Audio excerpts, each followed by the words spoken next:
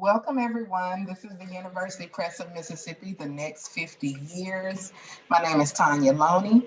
I'm the business manager for the University Press of Mississippi. I've been with the press for going on 6 years, since 2015. And we're just going to go around the room and introduce everyone. Lisa. Hi, I'm Lisa Mcmurtry. I am associate editor at University Press Mississippi, and I have been with the press for 5 years, almost about 5.5. So, Jordan. My name is Jordan Nettles. I am marketing assistant and digital publishing coordinator at University Press Mississippi, and I've been at the press for 4 years.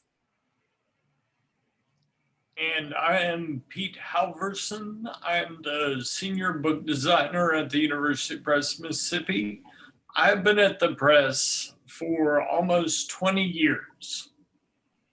Okay, so thanks for the introductions. Just a little brief summary of the press.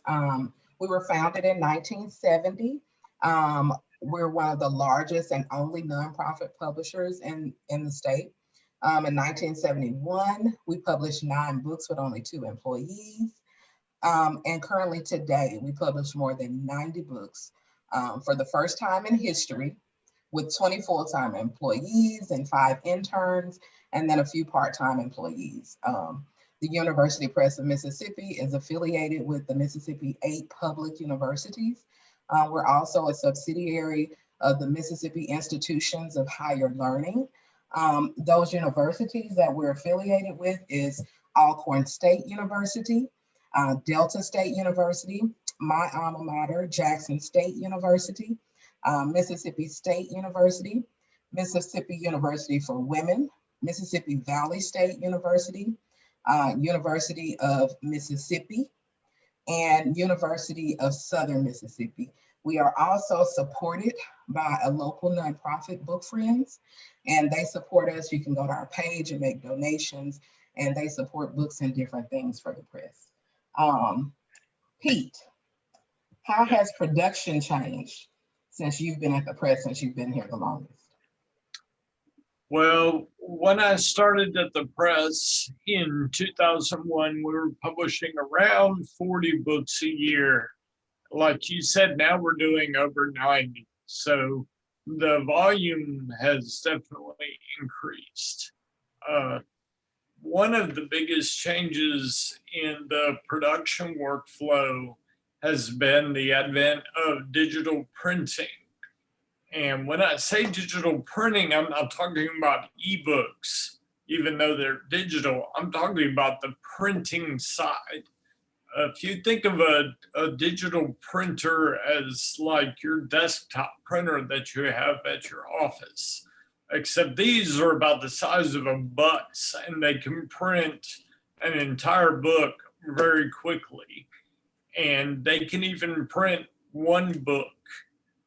That's a big change from when I started, and everything was printed with offset printing, where we had to print a minimum of 250 books for each book.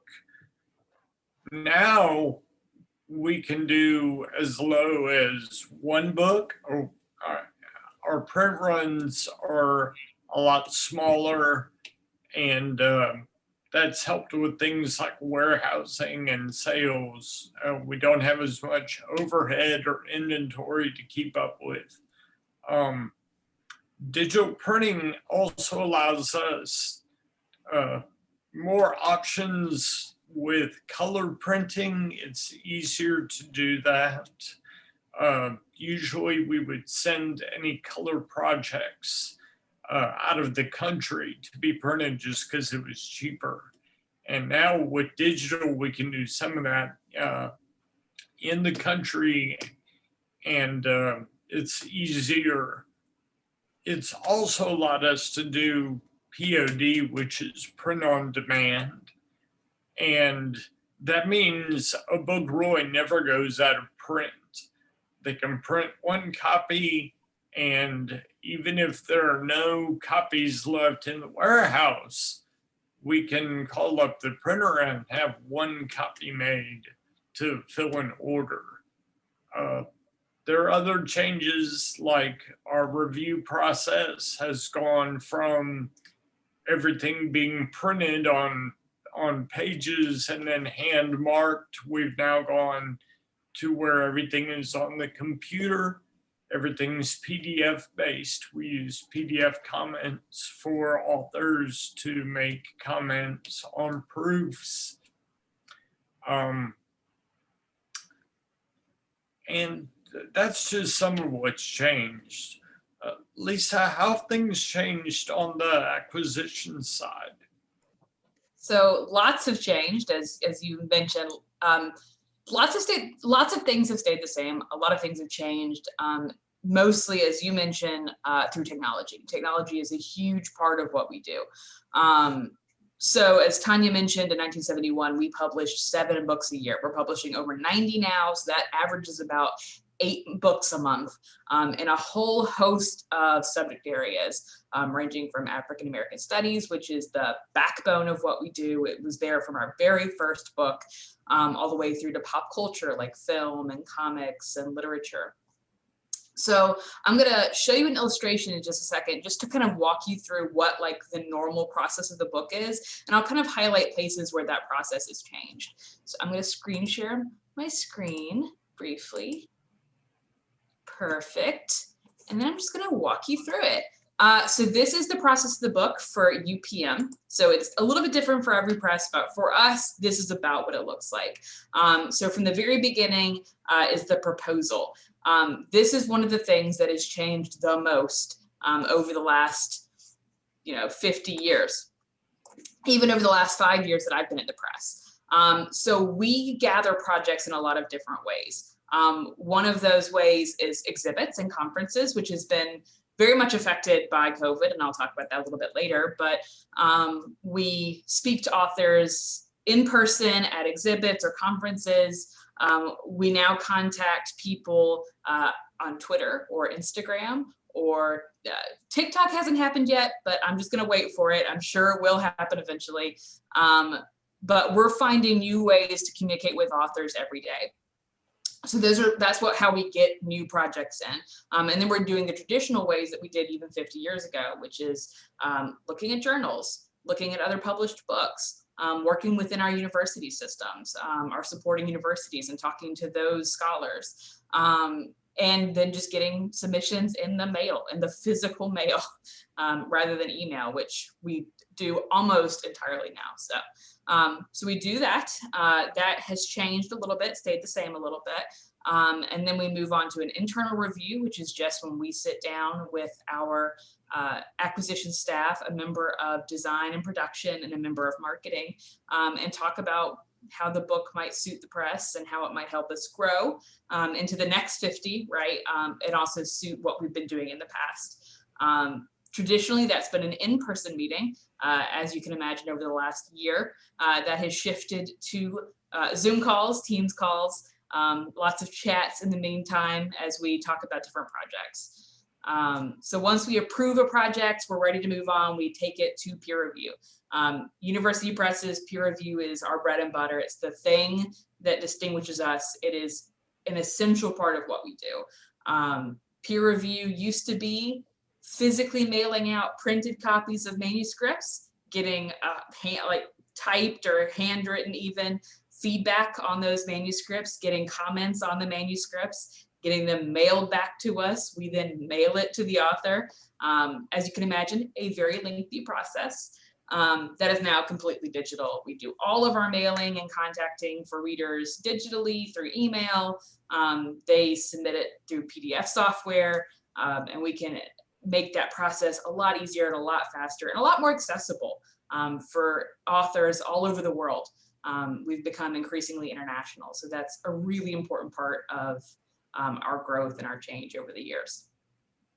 So once we get peer review, once that's done, we take it to our board. So our board is comprised of two members from each of our supporting universities, as well as several members of the IHL.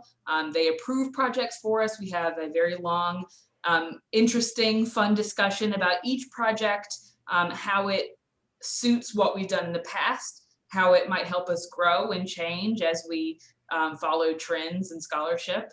A book gets approved by our board, and then we can proceed towards publication. So that includes a contract, which is all done digitally now. Used to, even when I started the press, we were physically mailing them out.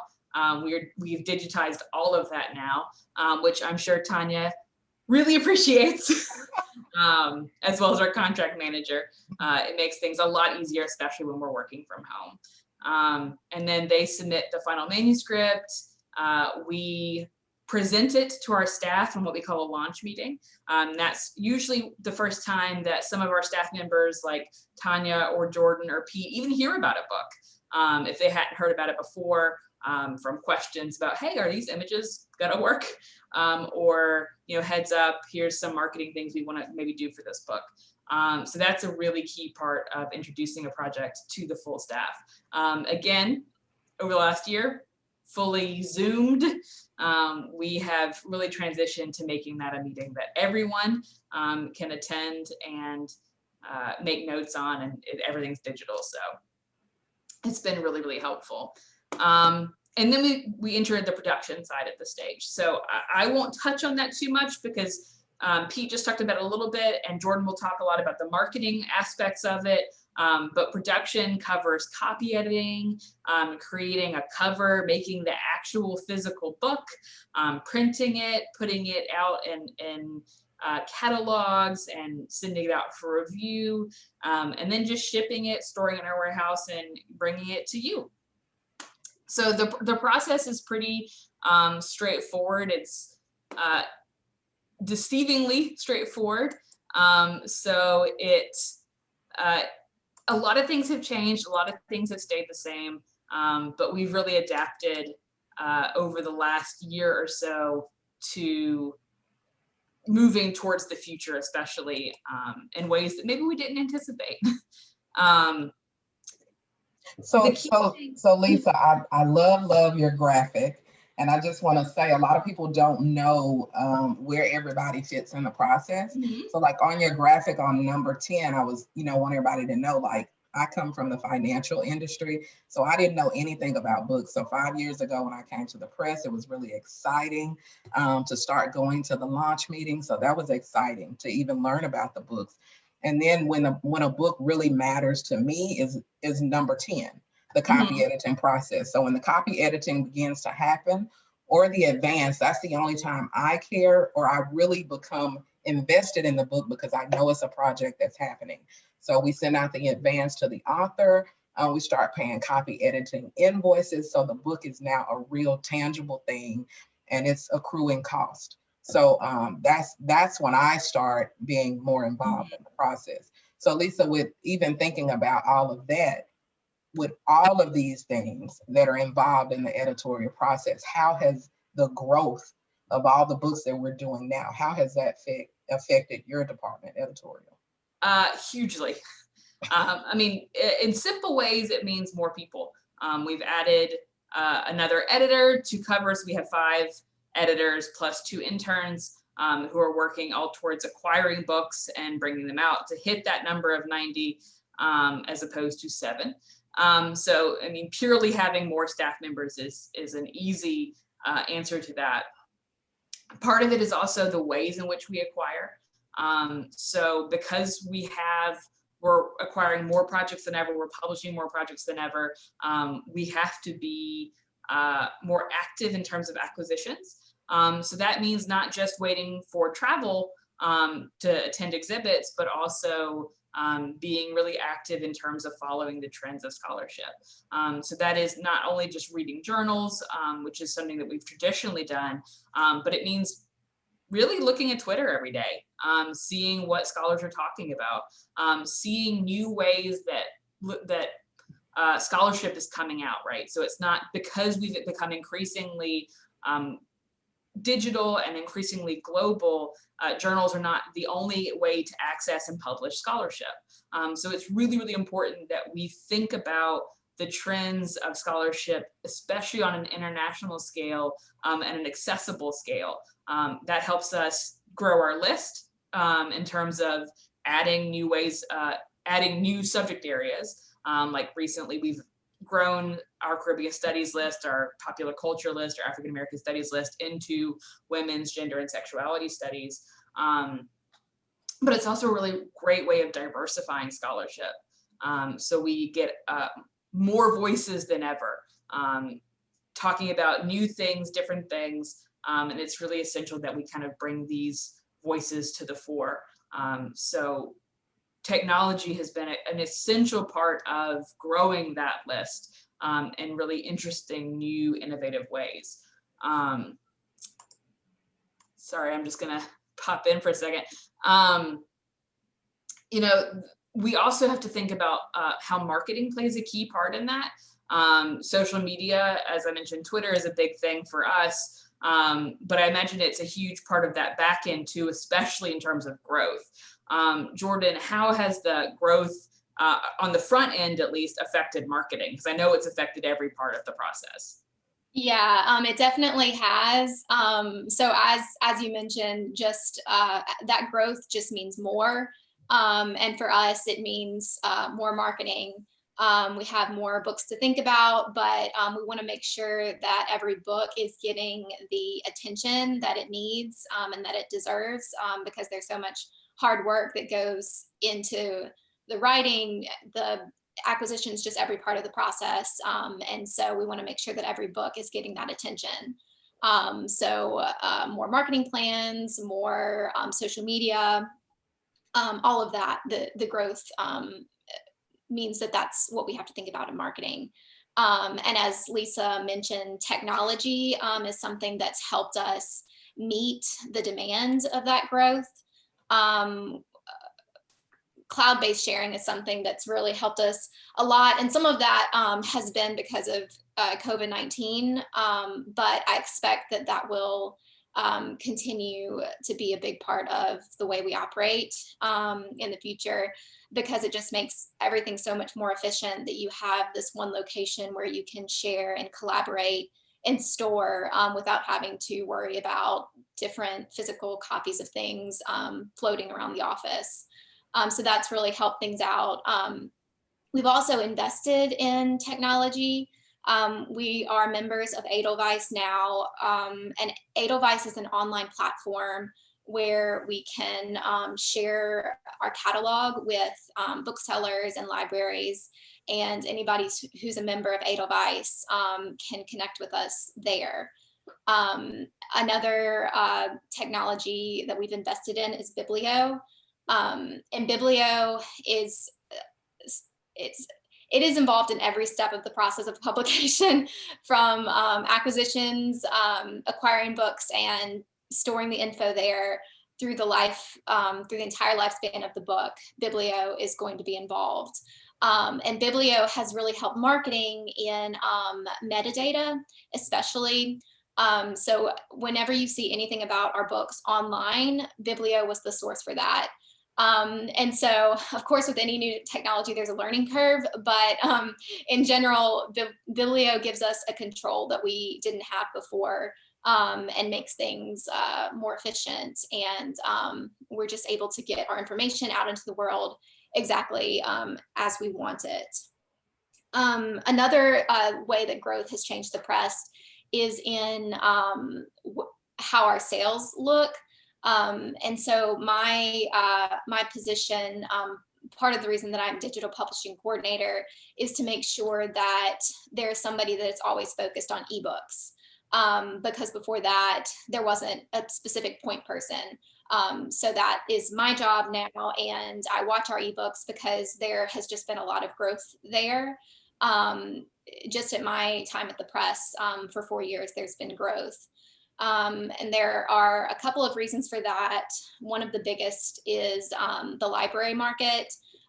Print sales just aren't the same as they used to be. And a lot of libraries are shifting to a digital buying patterns through different institutional vendors like ProQuest and EBSCO, Project News. The models are just sometimes more cost effective for libraries. And so because of that, our ebook sales to institutions have just really gone up a lot. And Kindle sales have been steadily high for a while now. And so it's just something that we really want to make sure that we are paying attention to and looking for areas of growth where we can help make sure that we're doing what's best for the press. And so like I mentioned, COVID-19 has had some effects on marketing. And so Pete, I was wondering how COVID-19 has affected the design process, and do you expect some of those changes to kind of stick around? Well, all the work that we do in production is done on the computer. So as long as I have my computer and a good Wi-Fi setup, I can pretty much work from anywhere. So the biggest change that has been brought about by COVID has just been that lack of connection. With everyone working from home, it's made collaboration a lot more difficult. You can't just go into somebody's office and grab them to look at your screen. We have to communicate over Teams and email or a phone call. And that has made each of the designers a little more independent. We have 3 designers on staff, and where we used to be able to go to someone's office and just bounce ideas off of each other, now a lot of the creative process has to come from each of us individually, and we can email back and forth concepts or mock-ups, but it's not the same as being in person. Another thing that's changed is just, with us being on the computer all the time, is the screen burnout, because we're working on books and covers all day on the computer.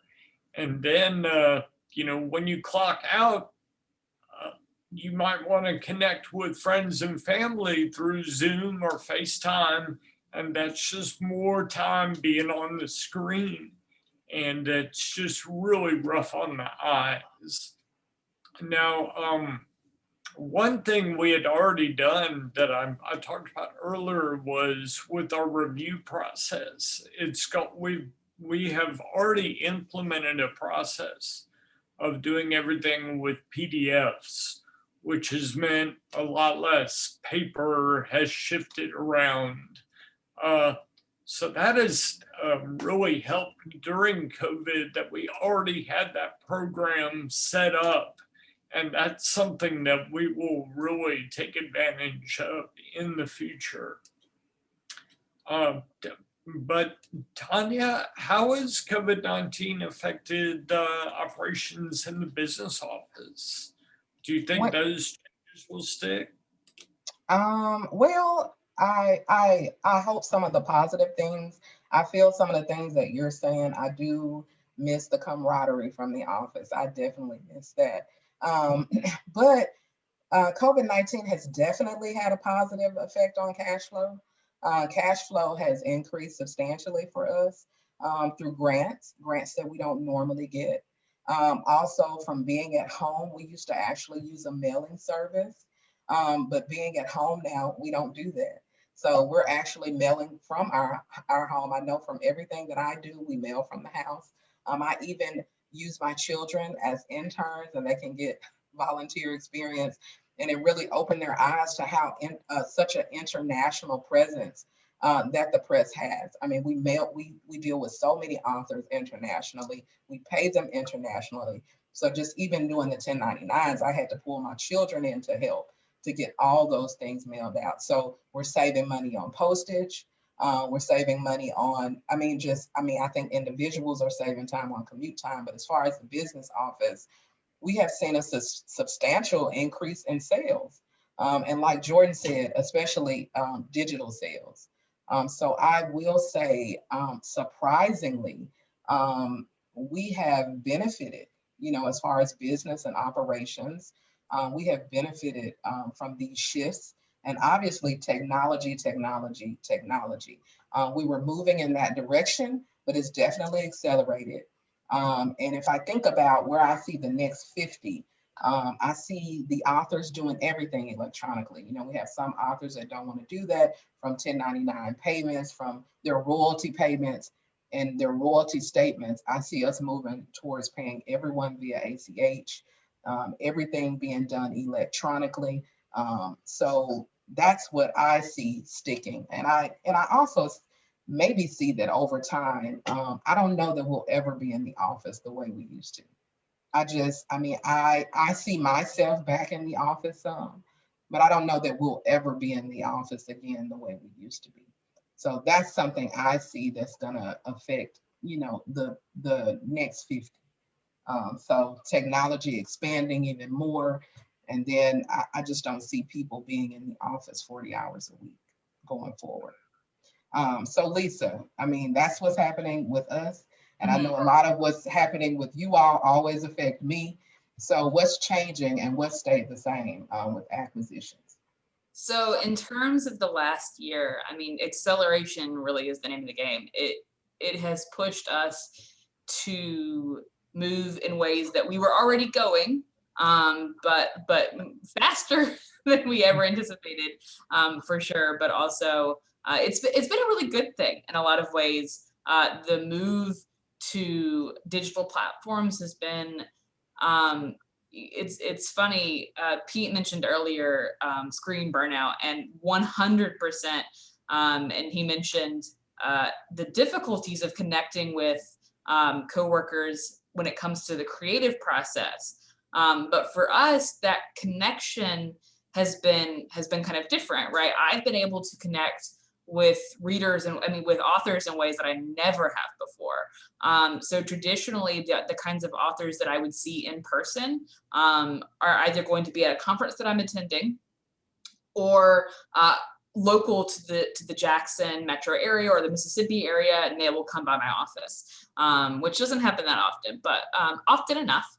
But with Zoom, and the integration of Zoom and other meeting software, I've been able to meet face to face with a lot of authors that I never would have had the opportunity to do so earlier, and much earlier on in the process. So that has been a huge shift in the way we're conducting business, especially as people who've maybe come to Mississippi for some travel, who aren't traveling right now, who are in places on the East Coast, the West Coast, or they're in England or the Caribbean. I'm able to pop onto a chat with them and talk about, a couple of quick questions in a way that creates real human connection, and I think really helps the relationship between editor and author. So that's been a really positive change. There's lots of other changes that haven't been so positive. The publication process, particularly the review process, is a lot slower. With the shift to digital platforming, a lot of professors are having to do both in-person classes and digital classes. And so they're wildly overloaded with commitments. So that peer review process has slowed down significantly to allow them to kind of manage all of these different things, or to find readers who are available. So that's been a big issue. That being said, there is something really great about making sure that authors have enough time, or that readers have enough time to adequately review a project while also managing, their lives. So that's, it's always nice to be thoughtful about what else is going on in someone's life in terms of their deadlines. So lots of books have come in. People have used COVID as a way to finish their projects, which sounds great, but it means we have more books than ever in the pipeline. Tanya mentioned earlier that she's not usually aware of a book until it comes time for payment on copy editing. Meanwhile, in acquisitions, we're looking towards 3 seasons in the future. So I'm currently working on our fall winter 2022-2023 season, which is rapidly filling up. So it's been interesting to see how COVID's effect has slowed down review, but sped up everyone kind of finalizing their work, which is great in lots of ways, and it presents difficulties in others. Certainly, I think the look towards the future, towards far in the future in terms of season planning, is something that will stick around. It's been really, really helpful to think about what's coming out, not just next year or the year after, but the year after that. Lisa, while you're talking, you mentioned travel. And so travel is one of the line items we have really saved on because we're not traveling to exhibits. So something in my mind just made me think, do you think we're going to go back to that? I don't know. Post-COVID world? I don't know. Certainly this year is going to be an interesting year. We don't know when COVID will end. But most conferences that I usually attend have already shifted for this year, at least, towards a digital exhibit, which I'm going to ask Jordan about in a second. But I don't know what the move will be in terms of what conferences will do. So that will really determine to some extent what we will do. Because if conferences shift back towards a more traditional meeting, we'll probably continue to attend. But if they continue with the digital component, I can see us shifting a lot to digital, because also that makes it that the ability for scholars from all over the world to come and attend meetings so much better. And we have a hugely international author base for the works that we do. So I think that's really, really important to make meetings more accessible than ever. So I can imagine, as long as conferences and exhibits are continuing to create and host those digital platforms, that we will continue to do digital conferencing, in addition to some physical conferencing. But I mean, I was supposed to, in 2020, I was supposed to go to multiple countries, which I'm sure you would have seen on the line items for travel. But I was supposed to go to Guyana, and I was supposed to go to Canada for an ethnomusicology meeting, as well as cities on the East Coast and West Coast. So that was going to be hugely expensive. But now I can attend them digitally, which is less fun than going to Guyana, but much more affordable. And it means that more people will be able to attend than ever before. So I would really like if they would continue to have that digital component, because I think it would be great for a lot of different people, including us, including on a fiscal scale, but also in terms of who can attend. So like, Jordan, what are you seeing in terms of exhibits? I know that a lot of those exhibits have shifted to digital and using social media to promote those. How is that affecting marketing? Yeah, well, social media is just huge. And it really has been for a while. We've given attention to social media, but with COVID-19, it's just imperative that we have a strong social media presence. And as you're talking about all of these exhibits being canceled, it's an acquisitions opportunity, but it's also a place that we've sold books and displayed our current list of books in particular subject areas. So a lot of these conferences have that digital component. They're all different though. So it's something that our exhibit manager has kind of had to balance what these different conferences are offering and what we are able to do as in terms of participating. But one way that we've kind of supplemented what these conferences are doing is we've kind of hosted our own virtual exhibits. And this is possible thanks to social media and thanks to our brand new website. And so the way that we connect with people that are attending these conferences is through social media. And so we've done different fun things for these virtual exhibits. We've offered book drawings, we've posted excerpts, just different ways to draw attention to our books when we can't have a physical book display, with the conference goers stopping by and talking to the editors and browsing through the books. It's kind of just been a way to fill in that gap. But just in general, social media is so important because it lets us connect with our international readers and our international authors in ways that we, like Lisa was saying, it's like you can't see all of these people in person. But there are certain authors that I feel like we are interacting with them just about every day because they're very active too. And it just helps you build a relationship. And so the website is another really great development in marketing. And I'm very grateful that the website launched before COVID-19. So we had this new website launched in the summer of 2019. Before that, our website was a lot more static. We could swap out book information, but other than that, we didn't really have a ton of control over the types of things we could do. But now we have this really great dynamic website where we can add new pages. And so those virtual exhibits, like we have a specific page for every exhibit that we can fully customize. We also have the ability to run sales now. Well, we could in the past, but it's a lot easier now. And we've already had 2 really big sales just within the past year that were really, really well received. And the website is more attractive. And so it's a better place for people to land. And so all of those things have contributed to the revenue that the website has been able to bring in.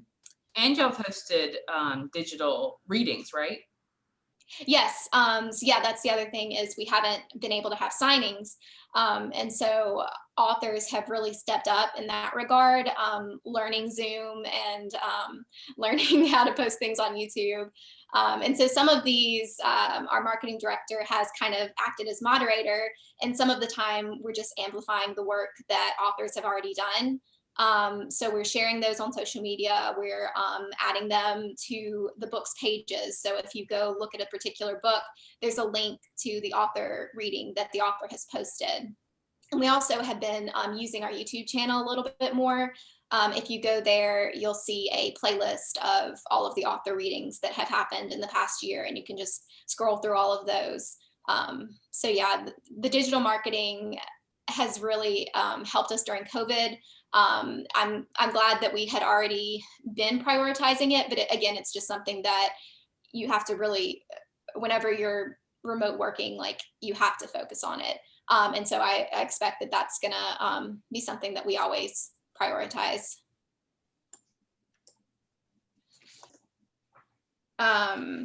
So some of the things, I'll just talk about a few of the things that have stayed the same in marketing, and some things that'll probably change, or some things that have changed.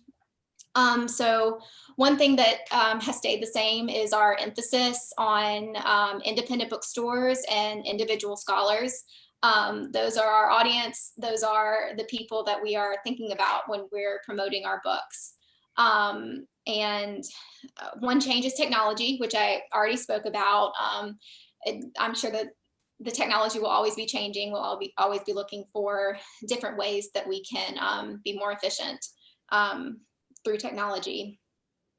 One unfortunate change is the rise of Amazon. So we don't consider Amazon a friend, but they are a huge bookseller. But they are not our preferred vendor. We would much rather be working with independent bookstores. The independent bookstores are the ones who care about the reader, they care about book selling, and importantly, they care about authors. Amazon can't amplify authors the way an independent bookstore can. Independent bookstores are able to promote these virtual signings and just in general promote readership. And so bookstores are our friends. Unfortunately, we do have to pay attention to Amazon, and that has been a change. And then another change is these digital marketing efforts. For example, our publicity and promotions manager has started putting together digital press kits for every book. And while in the past we would just send out physical copies of things, she reaches out to reviewers through email first and sends these press kits. And we've really seen a lot of good reactions to this. We've had some really cool reviews that have appeared in places like Publishers Weekly within the past year. So those efforts are really paying off. And so another thing that is going to stay the same and has stayed the same is just our emphasis on cultivating relationships with our authors around the world, our readers, and local partners. I think that's all that I have. Does anybody else have anything to add?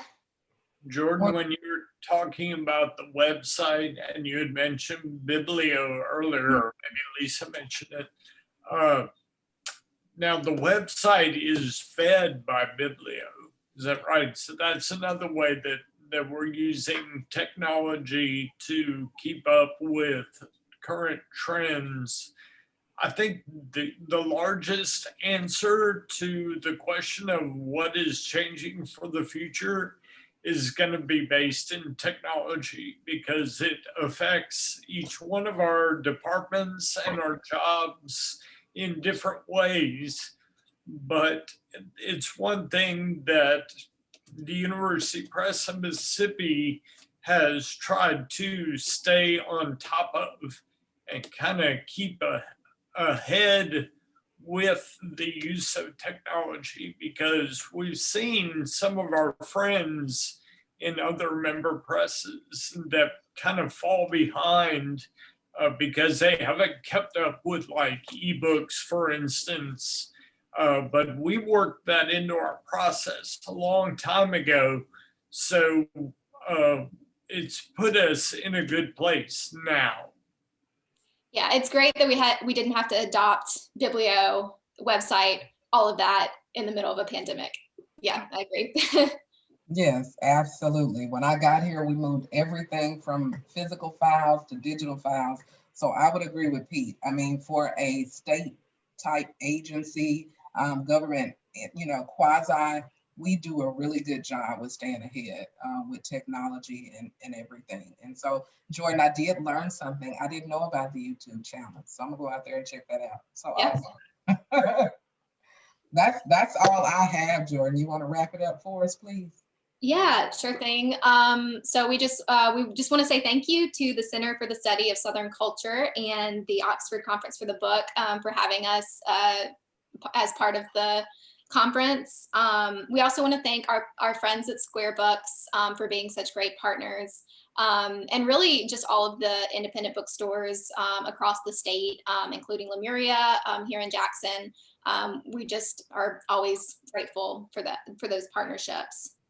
And we also want to thank Jimmy Thomas, who is an author, a board member, longtime friend of the press.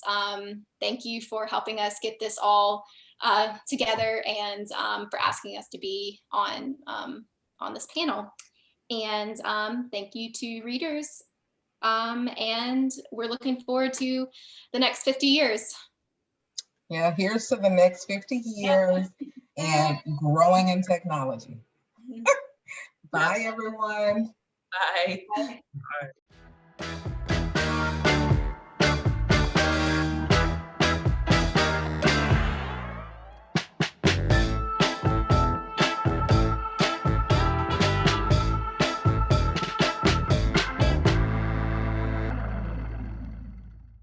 During the short 50-some-odd years of the University Press of Mississippi's existence, I have been both a reader and a contributor. I've always been taken with the deep, deep book list the University Press comes out with every year, and as an author, I've never been better treated. So congratulations and happy birthday. You're Mississippi putting its best foot forward. Happy birthday to the University Press of Mississippi. Wow, 50 years. Here's to the next 50. Cheers. Hi, I'm Sydney Ladinson Stern, and it's been my great pleasure to be an author for the University Press of Mississippi. This is my third book, but my first book with Mississippi, and it's been a wonderful experience. Happy birthday, Mississippi. I'm proud to be part of your family.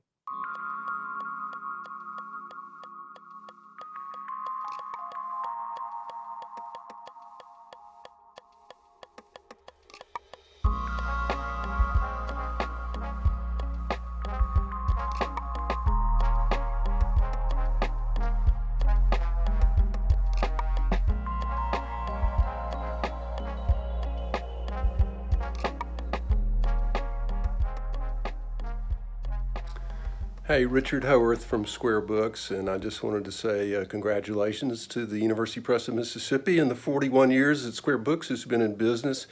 The University Press has been a critical part of our success. I've enjoyed watching the press flourish and become one of the finest university presses in America. Here's to 50 more. Thank you. When I purchased Lorelei Books in 2017, I soon realized my days of reading for pleasure were over. Instead, I read publishers' catalogs and reader reviews, rifling through the virtual bookshelves to curate book selections for others to enjoy. University Press of Mississippi makes that job of curation ever more reliable. Their keen understanding of the topics readers want to enjoy is spot on. Their impeccable editing leaves only the best words to tell the story. And their artistic treatment of jacket design, book size, and font gives us titles we want to leave on our coffee table for others to see and enjoy. The University Press of Mississippi catalog is one read that I relish. I can't wait to see what titles they bring us in the years ahead. This is Kelly Barfield at Lorelei Books, congratulating University Press of Mississippi on 50 wonderful years. And here's to 50 more. So I want to say thank you, University Press of Mississippi. I'm glad I could be a part of your first 50 years, and I wish you all the best for your next 50. I understand you're turning 50 this year. And guess what? So am I. And you know what? I think we're doing pretty good.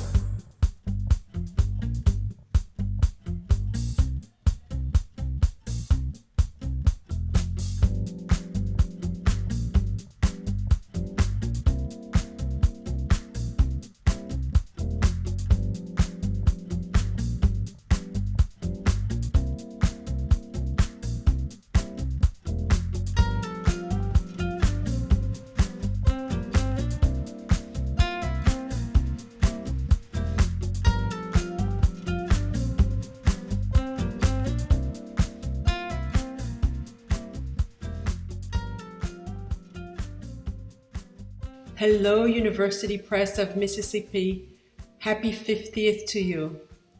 When I turned 50, a numerologist friend told me that 50 symbolizes multiplicity, progression, passion, variety, growth, and many more adventures ahead.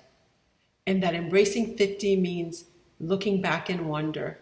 Oh, my soul looks back in wonder, while embracing the journey ahead with much greater purpose. I wish all of this and more for you as well in the years ahead. Happy 50th. At the Department of Archives and History, we're really proud of our long and fruitful partnership with our friends at the University Press of Mississippi. So, friends, thanks for all you have done for the Department of Archives and History and the people of Mississippi, and happy birthday. I'm sitting here now, sitting out praise and congratulating the Universal Press of Mississippi of 50 years in the publishing business. I'm thanking them for putting my book out, and many other authors also be thanking them and congratulating them on another 50 years of success for the Universal Press of Mississippi, making Mississippi strong.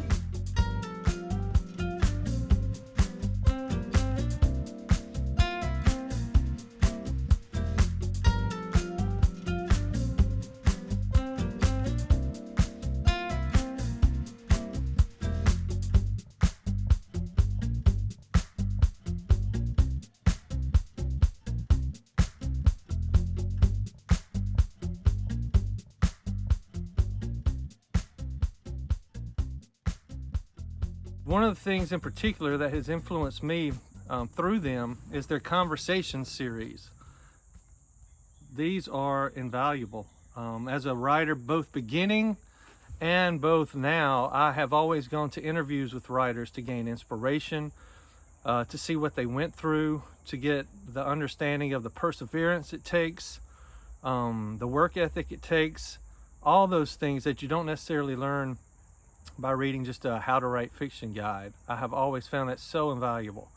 And I have Jim Harrison, I have Larry Brown, I have interviews with filmmakers like the Coen brothers and Martin Scorsese, and I read them over and over again, and they're invaluable to me.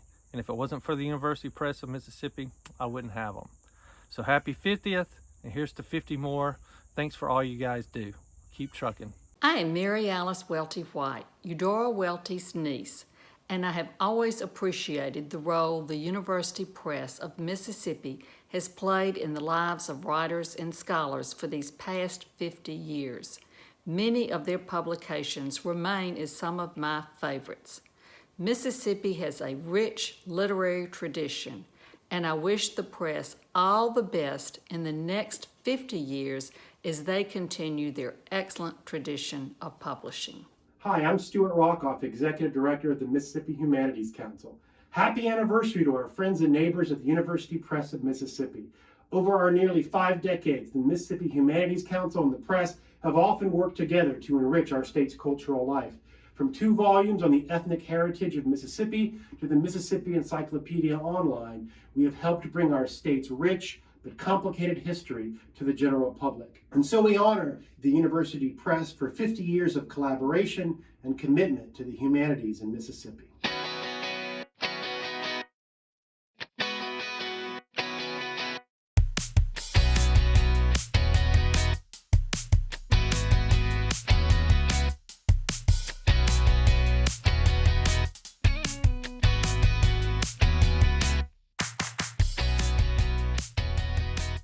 It is my privilege to have been with the press for 30 of its first 50 years, and I wish for the University Press of Mississippi the very best as it moves forward toward even greater renown. The University Press of Mississippi is especially blessed to be in a state that recognizes and supports its critically important work, and this will be a great source of strength for the press for decades to come. On this special anniversary, I also want to thank the amazing staff of the press, who are second to none in their talents and professionalism. I was grateful for the wisdom and camaraderie of staff such as Sitha Srinivasan, Hunter Cole, and Joanne Pritchard Morris, who had retired before my arrival, but spent lots of time with me to help me understand the long history and contributions of the press. And to the staff I worked with, I want to say, you created the happiest and most productive work environment that I'd ever been a part of, and that is something truly special. So I wish the current press staff and authors the happiest of anniversaries. The University Press of Mississippi has accomplished incredible things in its first 50 years, and I'm truly excited to see what happens in the next 50. Happy anniversary. Hello, Malcolm White with The Artful Evolution of Hal and Mouse. On behalf of Ginger Williams Cook and myself, we want to thank the University Press for publishing our little book and for allowing us to tell our story. And I also want to wish the University Press of Mississippi a great 50th anniversary. All the best to the University Press.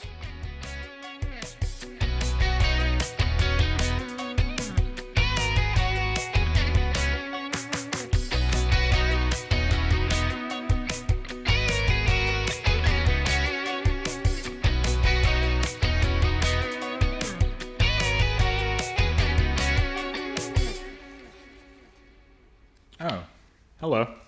I didn't see you there. Well, since you're here, let me take the opportunity to congratulate everyone at University Press of Mississippi, from all of us here at the Walter Anderson Museum of Art.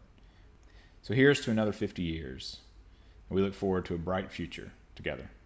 Happy anniversary to the University Press of Mississippi. This is Melody Golding speaking, and I want to offer many congratulations to many years of accomplishment for the University Press. Thank you again to the University Press of Mississippi for supporting me and my work and all the other great books they've published over the years. The University Press of Mississippi is an extraordinary treasure, not only for the state of Mississippi, but for our nation and the world.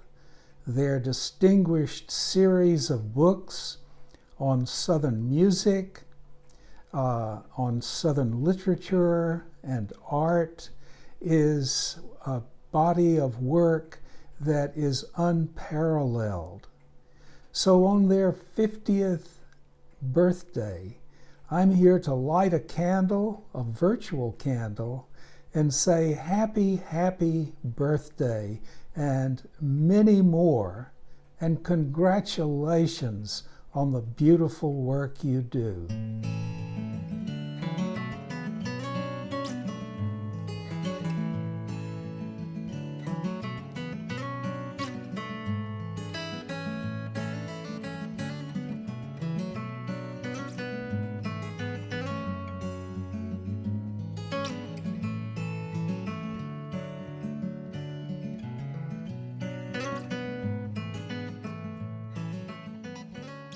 Hello, I'm Phil Bryant, former governor of the state of Mississippi, and I want to say congratulations to the University Press on 50 years of publishing.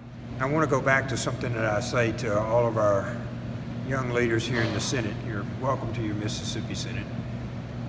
They asked me, what do you do? How do you handle stress? How do you go about looking at all the different things that go on in the Senate and all the bills that have to come to legislation? And I tell them to read. Read everything you can. And because of the University Press, hundreds of books are put out every year that we can read and learn about our history and forecast our economics and everything else that you do for the state of Mississippi. We're very proud of you. So congratulations to the University Press. 50 years of great service, and we're looking forward to another 50 years so we can all read your product. A big congratulations to the University Press of Mississippi on your 50th anniversary. I would like to thank the University Press of Mississippi for their dedication to help tell those stories and for promoting the literary arts. On behalf of the students, faculty, and staff of Mississippi State University, I want to wish the University Press of Mississippi a happy 50th anniversary. University Press plays an essential role on our campus, throughout Mississippi higher education, and in the cultural and literary life of our great state. All of us at Mississippi State University are very proud of the relationship we have with the talented and creative people of the University Press of Mississippi, and we salute all who have contributed to its success for the past 5 decades. So congratulations on a job well done. Looking ahead to the next 50 years, I know the University Press will continue to thrive in its mission. As guardians of tomorrow's stories, the University Press will continue to produce the highest caliber works of scholarly and social importance that impact our state, region, nation, and world. Congratulations.